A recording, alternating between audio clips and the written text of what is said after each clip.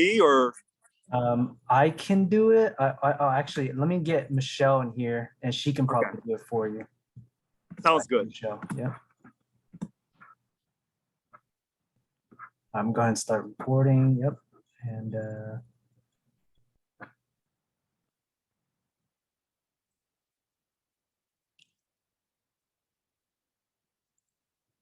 so are we ready? yes, sir. We are ready. All right. Good evening, everyone. My name is Richard Lewis Brown. Today is September 22nd, 2021. I'm your Local 1000 president. Tonight, Local 1000 listens to you. Tonight, you get a chance to ask your questions, and hopefully you can answer one question in 2 minutes or less. And we want everyone to have the opportunity to talk tonight. So we'll get started without any further delay. So, who is first in the queue? We have Wanda Yanez. Good evening, Wanda. Hi, Richard. Nice to see you again. Nice to see you as well. I wanted to know how often will the DLC presidents receive their membership list? No, I think that should be once a quarter. Once a quarter? I believe that should be once a quarter. So when's the first quarter? Well, we sent it out a few weeks ago, I believe. And so the next one should probably go out sometime in the October, November timeframe. Okay, yeah. That's what I wanted to know. And also, I understand yesterday that you guys are ordering bulletin board kits. I need about 100. Absolutely. So how soon will that be working? You know. Well, I know they're working. I know they're working through the process, President Yanez. So let's continue to work through the process. And I don't want to say how fast it's going to get done because I know we want to make sure we do this correctly. Sometimes, we rush. We don't get things done the way they should have been done. So we're going to try to take our time, but we don't want to delay. So I know you're in the process now. Brian, our staff is in the process of getting all this set up to get it out to you and the job stewards in your area. Okay. I'm looking forward to it. I am too as well. Thank you so much. And forgive me, DLC president, I'm trying to remember, is it 785? 785, That's downtown Sacramento. Downtown Sacramento. I'm trying to memorize all the DLC presidents. All right, thank you so much for calling in. Have a great evening. Okay, bye-bye. All right, who's the next caller? Next, we have Yolanda Williams. Good evening, Yolanda.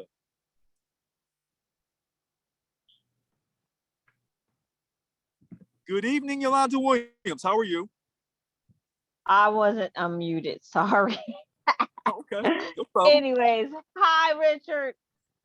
What's going on? You look like you really relaxed out there. Well, looks can be deceiving.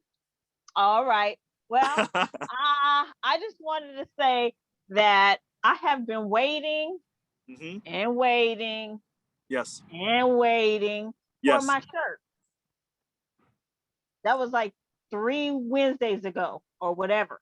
You said you was going to have somebody send me one of the local shirts, the purple shirt, and I haven't got it. You know what? And I apologize for that.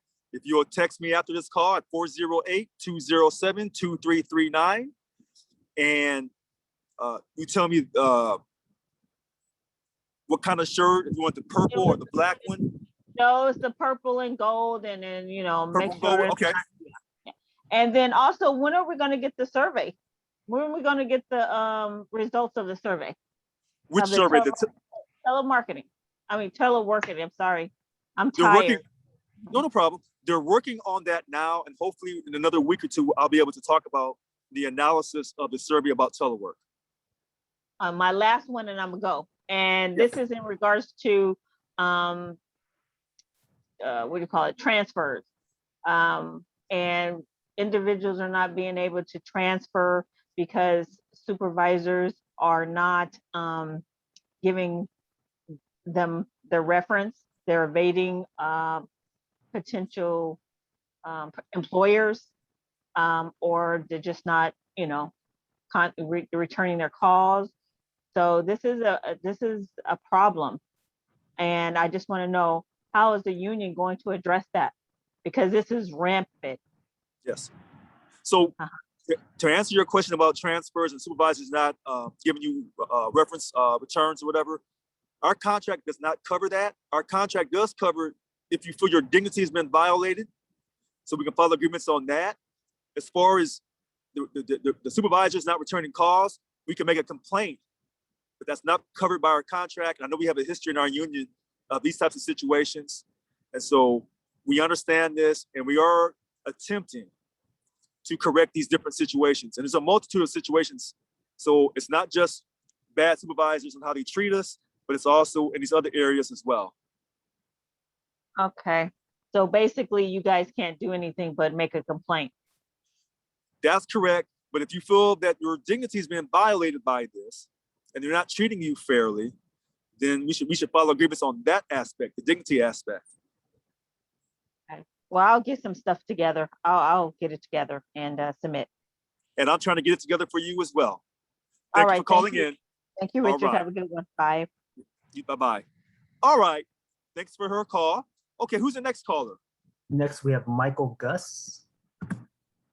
Good evening, Michael Gus. How are you? I'm good, Mr. President. How are you? I work late today, so I'm in the train station. And, Thank you for working, sir. Yeah, no problem. Appreciate it. It's good to speak with you. I Thanks have as a well. question because today we had I had to go on a business trip to the Bay Area from Sacramento, and when we crossed back over the Richmond-San Rafael Bridge, there was nobody in the toll booth. Those were SEIU members. Yes. What have we done for people, our brothers and sisters, who my understanding is they were laid off, because I looked it up after I saw no toll booth on the bridge. You know, what have we done in terms of making sure that they can find other employment with the state? And then I have a follow-up question from last week as well, but the first question is more important. And the follow-up question from last week is at the end of what you were saying. You said, they tell me I should say this, and they tell me I should say that. I'd just like to know who the they are, but appreciate it. Good chatting with you. Okay, thank you, Michael Gus, for that great question. The toll booth situation, when the toll booth operators were displaced from their job because of COVID, this situation happened before I took office. I have the information. I don't have it in front of me. And so I want to have that information in front of me for next Wednesday call so I can tell you exactly what happened before I took office. But that's a great, great question. And as far as who are they means dues paying members, represent employees, the staff. They is a term that means people are in my ear every day saying, do this, Richard, do that, Richard, don't do this, don't do that. So I'm not singling no one out. They is just a general term that I'm saying that when people are talking to me and trying to, well, get me to do things that they want me to do. But thanks for your question. Okay, who's the next caller? Next, we have Susana Miranda. Good evening, Susana Miranda. Yeah, it's me, Miranda. I'm calling. How come I can't? 2 weeks. I tried to get in to sign up with you guys, and I barely got an email on Monday, and I wanted to get in last week and the other week. It's been like over 2 weeks. I can't get in because they don't send me an email. Okay. I barely got in again to sign up. All right. So here's what we've done differently this week. Yes, and I can't get in. That's right. And I want them to send me an email. I mean, like each week. Right. So you want to check with our I don't know MRC. who's the one who's in charge. And also, yes. And I have a question, one more. Have you find out about Newsom about that hazard pay? Did he respond back? So the last question, the governor, Gavin Did Newsom, has Newsom not respond back to you? Because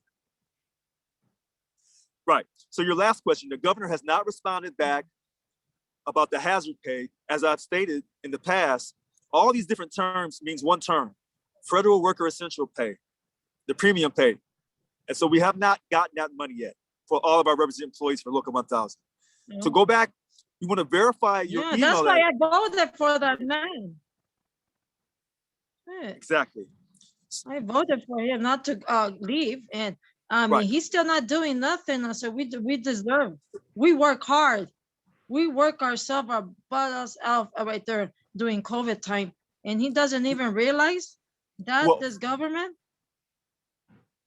so I the lost my government, husband in December 13, 2020. yes, ma'am. Yes, And I apologize. You have my sympathies for you losing your husband on December 13th, yes, I just 2020. that's what I was gonna say. These men. Right. So, as Yeah, you know, but this man, I mean, he better realize we work hard. yeah, absolutely. All of our nearly 100,000 represented employees of Local 1000 work their butt off. Whether they go in on the job or whether they work from home to keep the fourth largest economy on this planet Yes. surviving and being strong. Yeah. So we're still trying to work with the governor. Now that the election is over, he can recenter himself and refocus on making sure that not just the employees of Local 1000, but all 12 public sector unions, that the money, that federal money, can be delivered to reward you for the sacrifice you have made during this great crisis now. Now, as far as the emails are concerned, please verify your email address at the MRC at 866-471-7348. Verify your email. And what we're doing differently is we are now allowing people to sign up by 12 p.m. on Wednesday, today, for tonight's call. So that should allow more people.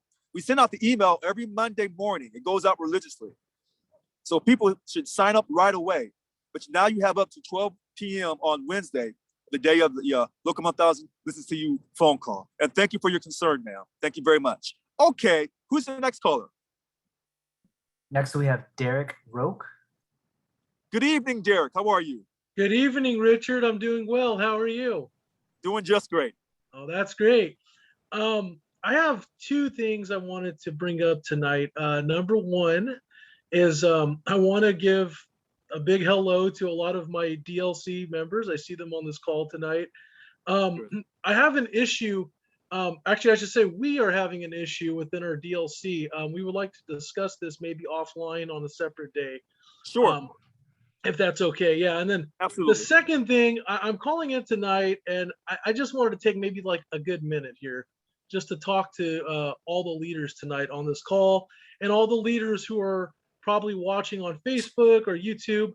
And that's, you know, the title of this meeting is Local 1000 Listens to You.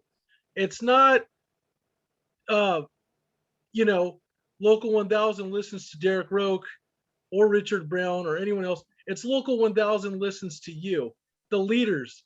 And there's plenty of leaders out there that are watching this tonight as well. I don't know if this is the platform to come on, but I hear like a lot of negativity, and I just want to say, let's try to work together. Let's all try to bond and unite as one. You know, I got asked when I first signed up for this, like, what is your ask? And that's to be the best leader I can be. And I think coming on here and using this forum to vent and throw negativity is not the way to go. We all need to find strategies to unite and work together. And I feel like sometimes people's personal feelings, people's personal objections take control of them. And, you know, let's just keep that for another platform. Let's all try to work together, and let's all try to unite. Thank you. Okay, Derick, that is an excellent, excellent idea. You know, we want everyone to be able to express themselves. And we know sometimes people will express themselves because they're dissatisfied with the union, or they're dissatisfied with my leadership. So we don't ever want to silence anyone's voices.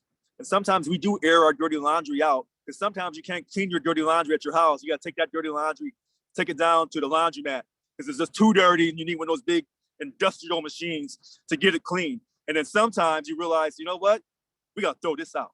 And so our union is going through this great transition, and it's not going to be easy. You know, it's kind of like going through a little stream, going through the mountains. And then that little stream turns into a river, you know, or a stream turns into a creek, into a river. And before you know it, you're at the Pacific Ocean, and it's beautiful. But to get there, well, that was a journey. Sometimes they close the road down, they have potholes in the road, there's rocks falling down, there's mud everywhere. We're gonna be okay in Local 1000. That's a promise.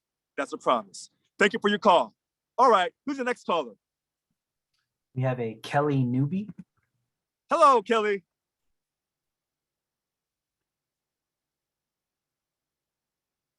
Can you hear me? Hi, Kelly. I can hear you loud and clear. Oh, thank you. I just wanted to ask Richard, actually, there's a couple of things, but what's primarily on a lot of people's minds is the incident that transpired in Susanville today. Can you respond to that? You know what, Kelly? I'm unaware of the incident that happened in Susanville. Can you inform me what happened? Well, apparently, I believe it was, I want to make sure I have my facts as close to accurate as possible. Apparently, there was a bomb threat at Susanville prison. And then later, I don't know if it was the same day or the following day, but an employee actually came into the facility and shot another employee of the facility. And subsequently, of course, they won't disclose anything and no one's saying anything about it, but I'm sure they were, I shouldn't say I'm sure, but I'm wondering if they were members, and is the union ever apprised of what's going on, and how can we help prevent that and protect our members? They weren't officers. Apparently they were some staff in the, I don't know, whatever things that they have there like that. So Kelly, Kelly, I'm thankful for your question. I'm unaware of this. When I checked my emails today, I wasn't informed of anything like this. Now, you can reach me after this phone call. I can try to find out from up there in that DLC. I'll have to check with that DLC president to get this information, if it is true or not, and we'll take it from there. You know, we want everyone in the workplace to be safe from violence. So, like I say, I'm unaware of this. I haven't seen it in my emails when I checked them today. But if you reach out to me after this phone call, I'll reach out to that DLC president. That's DLC 792, Jack Dean. I'll reach out to him to see if he has any information to relay to me, and I can relay that to you as well. Thank you for your phone call, ma'am. Okay, next caller. We have Michael Gus back on the line. Okay, have we gone through all the other callers? Make sure that Yes, everyone gets. he's the only one with the hand raised right now. Sounds good. Go ahead, Michael. Sorry, there's a bus in the background, but I just want to say that I Googled that because I had not heard about that either, and I'm certainly sad to hear about that. And there's an article on the Sacramento Bee that goes into detail with what happened. So would refer you to that, and just wanted to share that. And appreciate everybody's time, and have a good vacation. Thank you. All right. Do we have any other people with their hands raised? I do not see any other hands raised at the moment. Okay. So as we know, it's today is September 22nd, 2021. Our union is going through a great transition. It's difficult for some people to accept election results. For other people, they can accept it. But you know, the great thing about our country, we do have elections. And elections have consequences. And sometimes you vote for someone and they don't win. It makes you really sad. And for some people, they actually get angry about it. But the most important thing about this great country is that we do allow voting. And, you know, I remember last week, DLC 767 President Richard Wake had stated that, you know, all that money that was wasted with this recent recall attempt of our current governor, Governor Gavin Newsom, that people didn't respect the vote in 2018. And he makes a great point. But other people decided to make a point by saying, we're going to go through the process, we're going to try to recall them, but they failed. So we can look at our own union. Some people don't respect the process of my election victory. We understand that. And so now some people are trying to go through the process of removing me or trying to, you know, gut the bylaws and the policy file so that I have no power. So for all these years that the union has done these things in a certain manner, now that I'm in office, they want to, quote, change everything. So, you know, sometimes the hypocrisy is not just in the country, but sometimes you can find it in our own local 1000. But we're not going to let hypocrisy in our union or the evilness in our union stop us from creating a new culture where everyone has equal respect and equal dignity. But we do have to unite. And so when Derick Roque said that about uniting, he makes a tremendous point. But we want people to also not have their voice silenced. And so people reach out to me through Facebook, phone, text message, because I'm accessible. And people know that I'll communicate to them. And so I want people to always be able to communicate. You know, sometimes we can communicate not with anger, but with a clear vision. And right now, there are people in the union who are angry. Now, you can hear it on Facebook. And no matter how many times I have tried to set the record straight, people refuse to hear that because they can't accept the election and the results of the election. And, you know, you see people on Facebook saying, oh, well, Tony Owens is still getting paid money, which was never true. Since I've taken office, he wasn't paid any salary. You know, you hear people say that I called the police at the rally on August 27th on people down at the Capitol. That wasn't true. You hear people say that I'm using the funds, you know, in ways that are not right. But that's not true either. And so what I'm simply saying tonight on September 22nd, 2021, we're going through a great transition. And so anytime you try to create a new culture for an organization, in our case, a labor union, that's been doing things for a certain way, a certain manner for many, many, many years, you're going to face opposition. And I don't know of any president of any union that's been as transparent as I have been and has been open to the questions. And people call me at all hours of the night and during the day. And I return those calls, I answer emails, and sometimes my answers are not suffice. For example, where is that federal worker essential premium pay? We don't have it yet. I have been asked repeatedly, why have you not got that telework done? That conversation that started in September of 2020, why was that conversation never finished before you took office? I don't have all your answers. We are working on this. I am working with the bunk chairs, all 9 bunk chairs. We have 10 bunk chairs, but on that meeting we had with CalHR, the 9 bunk chairs showed up. The 10th bunk chair is the state bar, so theirs is a little bit different. So we are addressing these issues. Are we going as fast as people want us to go? We're dealing with CalHR. And do I want to say they're dragging their feet at CalHR? No, I won't say that. But things are not going as fast as people want it to go. And I know they're frustrated, and I'm frustrated as well. The COVID situation, we're still trying to work out an agreement with CalHR, with PERB being our mediator, because we were never given our 30-day notice. We're still trying to work that out. Will it be a perfect agreement that everyone will love it and say that's the perfect agreement? No, it won't be perfect, but it's going to be an agreement. It's going to be more than what we had in the past. The separate issue about those who are under the authority of the California Department of Public Health, the healthcare workers, about them being told they have to be mandated to be vaccinated, that's a separate issue. That issue will be handled separately from this COVID issue because they came out on different letters, different dates. So I'm trying to take my time to explain this to you because it's important. And you know, a lot of people are upset about the fight to protect those jobs in Lassen County at CCC. If you look at our purpose statement, it talks about not just our members, but all Californians. But sometimes when you actually fulfill your purpose statement for Local 1000, everyone will not be happy. You know, we had a person this morning sign up to be a dues paying member because she didn't know that she could be a dues paying member and not have any of her money used on political purposes. But that's the absolute truth.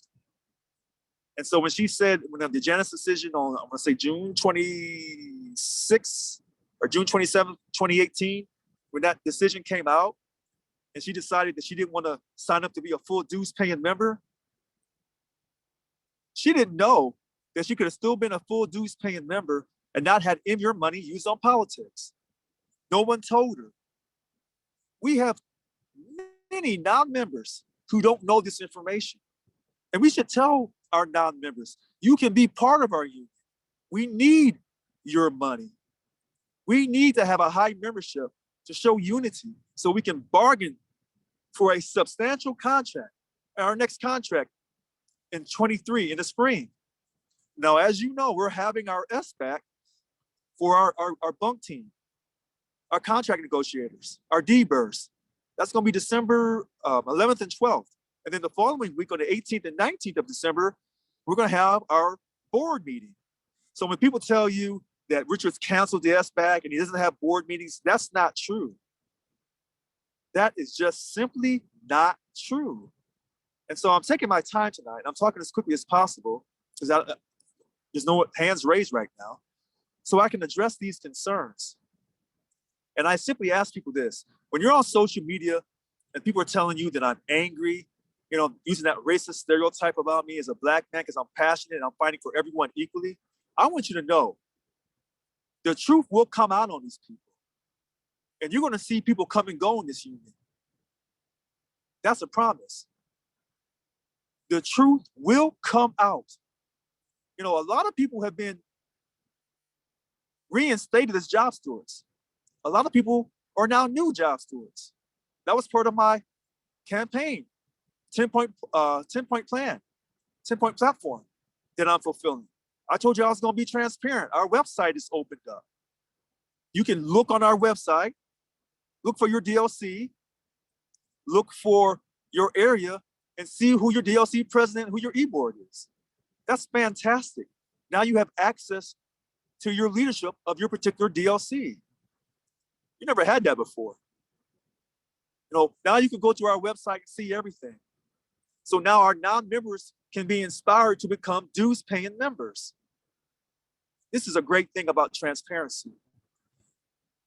And we're gonna show you a lot more. I guarantee you this. We're gonna open things up. That's a promise. And now some people may not like the decisions that are being made. I simply say to you this: I wasn't voted by a particular DLC. The DLC presidents are voted in by their particular area. I was voted by all 51 DLC areas, District Labor Council areas, not by one particular DLC. So when I was voted in by the masses that believed in my 10-point platform. And they trusted my judgment. They trusted my leadership. It wasn't by a particular DLC. My votes came from everywhere. So when people are talking, if you want to talk facts, let's talk facts. And that's what we're doing here. And I listen to you on Wednesday night. And when I listen to those in DMV who say that they really need armed security so they can feel safe in the workplace, they're right. And they've been right for many, many years.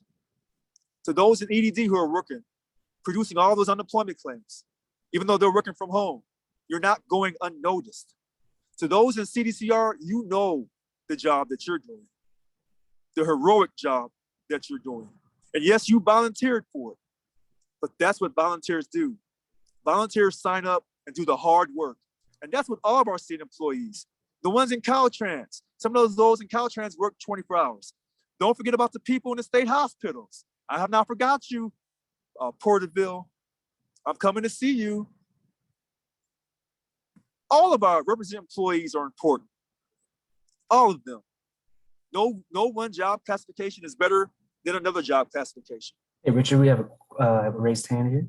Sure. Sylvia Yes. Castro. Hello, Sylvia Castro. Good evening.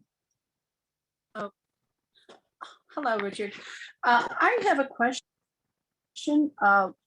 As you can see, that many of the DLCs are getting started with their new e-boards. And as a result, we have D-Burs and e-board members that have to do things that require time off work, like if they have to go on site, particularly for work site meetings. But are we still going to be able to get union leave for that time off, or is that something we have to do on our own now? Sylvia Castro, excellent question. The state should be allowing state release time on these certain issues. as you know, the state can be difficult to work for. If you or anyone that's doing the work, trying to increase membership and protect all of our people, and you cannot get state release time, then you will need union leave, and you will be approved for that. And I approved some people today because they were having a hard time getting state release time. So when I took over on June 30th, union leave for the bunk chairs was not extended. And I didn't extend it because there was abuse of union leave by a number of people. Did the bunk chairs abuse union leave? That's everyone's opinion. What I'm simply saying to you is this, and I said it last week, sometimes we have to use union leave. And you can be reassured that we will continue to use union leave to protect our people, to bargain for good contracts, job representation. You have my word on that. So when people tell you he won't allow union leave, this and that, that's not true. That's not true. I just don't go on Facebook. I just don't go in social media and tell every person on social media the people who have approved union leave for, but they know who they are. And there's a lot of people who are now new job stewards and reinstated job stewards. They know who they are. And they know they requested for union leave as well at times. But you wouldn't, they don't go on Facebook and tell you those things. So thank you for your question, Sylvia. All right, next caller. Next, we have a Nicole Solovskoy. DLC president. I'm going to say 770, Nicole Solovskoy. Good Yes. evening, Nicole. Hi, good evening, President Richard. I wanted to ask you about that union leave. So I'm supposed to ask for state release time first from my work before I ask for union leave to go and do representation. That's correct. Okay. Because it says in our contract, I wish I had the book in front of me. We're supposed to be allowed as job stewards a reasonable amount of time to do representational work, period. And if they're not doing that, we need to file agreements on that. But I also realize in some other situations, we may have to use union leave time that's not covered by our contract. Yes. Okay, perfect. Thank you very much. Appreciate it. You're very welcome. Thank you for calling in. You're welcome. All right, next caller. Next, we have Yolanda Williams again. Good evening, Yolanda. Hi, Richard. I have a question about the dues and how do we make sure that we're not paying for the political thing? Because I don't remember if I checked the box. I think I didn't, but just in case, how do we go back and make sure that we're not paying for that and that other thing that it's another box I think you guys talk about that I don't want to pay for. Right. So here's what you do. You can call the MRC at 866-471-7348 and ask them, did you initial the box where it says to not withhold an additional $2? Okay. Because that additional $2 goes to our $2. Okay. issues pack. Our Okay. issues pack. Now, then you can also ask them about, did you sign up the box to voluntarily contribute to COPE? Cool. Okay. COPE, the Committee on Political Education. And that money goes Okay. to our SIU in Washington, D.C. Which both of them I don't want to send my money to. Right. Now, $1.50 of our dues every month from each person goes to our candidate pack. That's another political pack.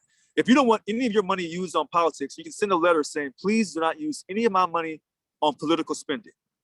And I told a state employee this morning that in Reading. So I'm saying the same thing to you this evening. People can be full dues paying members. We're sending it to who? We're sending it to you guys, right? We sending a letter to you guys? Right. Send us a letter to the MRC saying, do not use any of my money on political spending. Okay. Right. Right. And so, and actually I did that letter a few months ago. Now, Okay. this information has been out for years, but it's never been publicized. So people for years, either they would just, be fair share, or they would go NGO every year. But with the Janus decision on June 26th or 27th of 2018, I think it was June 27th, 2018, either you're a full dues paying member or you don't pay anything at all. But you can still be a full dues paying member and still not have your money used on politics. And so I'm really the only person who's ever said this to people, because a lot of people don't know this. So to those who are non-members who are using that as an excuse to not be a full dues paying, to be a dues paying member of Local 1000, they can't use that excuse with me as president. It's not true. But thank you for your question. And real quickly, people say, well, how many PACs do we have? We have 4 PACs. We have the candidate PAC, the issues PAC, and the independent expenditures PAC, and that 4th PAC, the COPE PAC. All right, thank you. Next caller. We have Hugh Allen on the call. Good evening, Hugh Allen. How are you? I'm fine, thank you. If we send a letter to the MRC, what needs to be included on that letter to not pay political dues? What kind of information do they need from us about us to take us off that list? The letter can be a very simple letter saying that please do not use any of my money on political spending. Put your name, your work organization, if you're a job steward or not, and they'll find you in the system. And I actually have it on my website, Create Excellence 7437. But maybe we should have a template letter put on our website, SEIU1000.org. So people who don't want any of their money used on politics, we can have a forum letter. Maybe that's what we should do. And you know what? I didn't think I thought most people who contributed money to the union who are dues paying members supported politics. So when people actually ask me for this information, it kind of surprises me. So, but we'll work on getting a letter, a template letter put up on the website. Thank you for your call, Hugh Allen. All right, next caller. We have no hands raised currently. Okay, so it is now almost 7:10. Tonight I've been trying to answer questions really, really quickly. I've been asked, make people ask their questions, 1 question, 2 minutes or less. I'm trying to get people to comply with that. We have a TBUI on. Okay, good evening. Hello, I just unmuted myself. Hello, Mr. Brown. Congratulations. How are you? I'm good, living the dream. Hopefully you are too. Congratulations, and I'm pretty sure you know who I am. So I got you. I'm reaching out for a friend because he's having technical difficulties logging in right now. Yes. What are the requirements for departments with the COVID testing without the final policy through CalHR? Because with CalHR, they mention these are the requirements, and until further notice, until the final policy is approved between the governor and CalHR. With my department, they're requiring staff to either prove their vaccination or get testing. So is the final policy out yet? No. And then the second question was, has the union met with this issue to discuss with the governor's office yet? So we are working with CalHR, with PERB as the mediator, and hopefully we'll have this wrapped up here in a few days. And like I said earlier in the call, will it be the perfect agreement? No, but it will be an agreement. People will be somewhat happy, hopefully, and we'll be able to answer your question. And most people kind of already know that when it comes to testing, you can object through religious objection or for a medical reason. You get it from your doctor. Most people already know this, but we don't really, quote, necessarily have that in writing. But, I've had people call and tell me this is what they're doing already for different agencies. So stay tuned. And I will let you know as soon as it's final. And what we're gonna do, when we have the final agreement with CalHR, we're gonna post the agreement up on the website. And then people can look through it and they can critique it, but we're gonna be transparent about it. And hopefully you will like what you see. Thank you for your call. I had a follow-up, Richard. Oh, yes, yes. So there's going to be a window between the time CalHR receives or determines the final letter. My agency is requiring us to provide information by next week so we can come into the office October 3rd or something like that. So we're working on getting this done. We're working on getting this done as soon as possible. Is there any repercussions if if my friend decides not to take any testing or anything like that? Should he be concerned, or they be concerned? I would tell anyone, if it violates your religious beliefs, you should file a letter. As far as not getting vaccinated, if you have a medical reason for not getting vaccinated, you should follow up with your doctor. And if your medical reason or your religious reason exempts you from taking the vaccination, you should make sure that it also exempts you from the COVID test as well. And so we're trying to get this done as soon as possible. I know we're running out of time. And I'm working as quickly as possible. Just bear with me. As soon as this agreement is done, we'll have it posted and everybody be able to see it. Okay, thank you. And I just wanted to add, you're doing a great job. Keep your head up and don't let everybody knock you down. Thank you very, very much. I really appreciate it. Thank you. All right, next caller. No hands raised at the moment. Oh, Okay. FRANCNA Stevenson. Oh, Okay. Good evening, DLC 794 FRANCNA Stevenson, if I'm correct.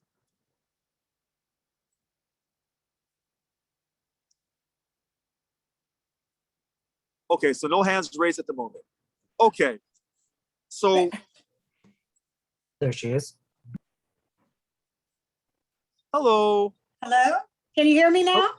Yes, good evening, DLC President 793 FRANCNA Stevenson.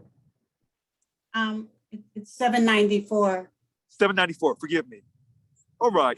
Well, first of all, Richard, I want to thank you for allowing the first Native American human rights employees podcast for the state of California. I want to thank you for your approval. And I'm hoping other human rights committees, the LGBT, the African Americans, the veterans, all have a part into the iPod cast, right? To the podcast information, the approval that you're given straight across the board for all the human rights committee, especially for our Cal vets, right? And I've had, I also want to thank everyone for their military services on this call. I come from a large family of 6, a large family of 12 with 6 brothers. 5 of them were in the military services. 2 from Army, 1 from the Marines, another one from the Marines, and 1 with the Air Force. So I want to thank everyone for their services. And with the Air Force, they have a great slogan, and I think you know this, Richard, right? I mean, it has to do with fight or flight, basically, right? Do you know the motto? Well, when I was in, it was called Aim High. So they made Aim High. And so when I say, I speak from the air with supremacy, that's the mindset of the Air Force. We speak with supremacy from the air because no one can beat us, but I'm just biased. But exactly. And my brothers, they went into the military service during as minorities. There was no other jobs to be had, and it was during the draft. But it made them very, very good, strong men. And being in the military service, they never back down. They always have everyone else's back.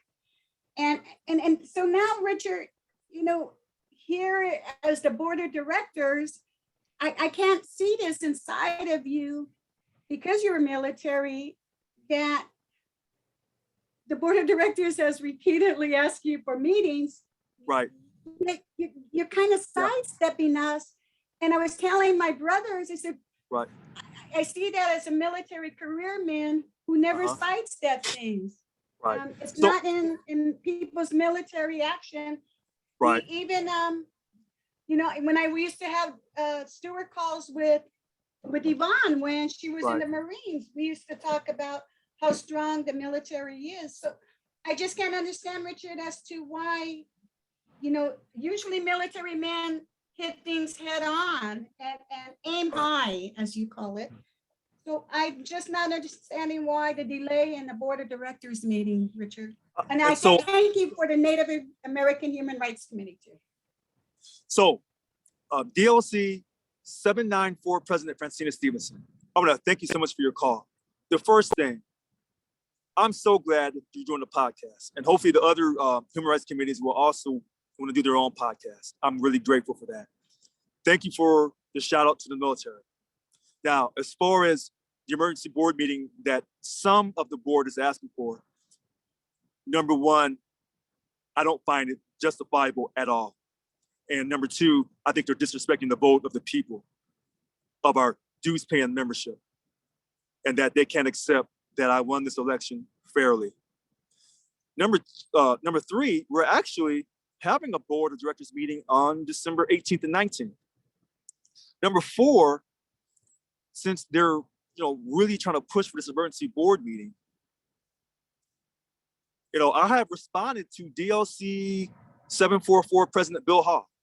Maybe he didn't tell everyone, but I have responded to him. Now, I haven't talked about it on Facebook because, everyone knows about this situation. All of our dirty laundry is being aired out. And so I don't have to keep repeating it. So, and then number five, you were talking about the Air Force, about fight or flight. I'm a fighter. And I'm transparent in this fight to create a new culture for Local 1000.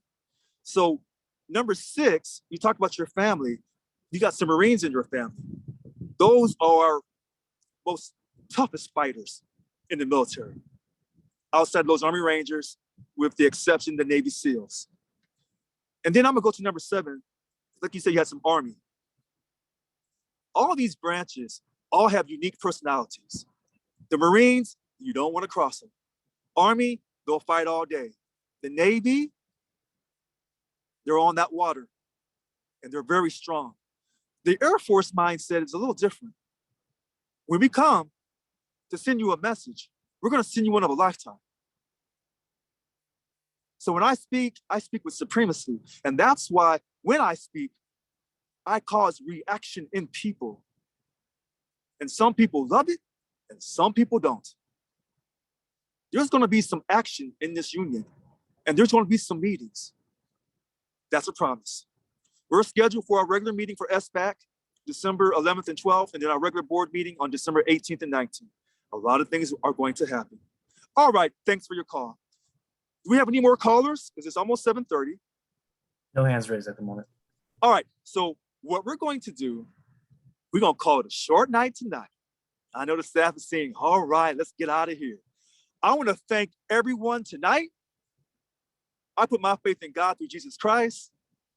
And to those who don't have a religious belief, I still love you. You stand by your belief and that positive mindset that we can overcome by being strong, by never giving up, by believing in ourselves. I'm gonna take my chance with Jesus Christ. We're gonna keep it real. We're gonna make Local 1000 the #1 public sector union, not just in the state of California, in this Golden State, but across America. But it's gonna be a battle of a lifetime. But we will create a new culture, a culture where everyone feels respected, and feels honored. And everyone will have a voice in our union. Thank you and have a great night. Good night.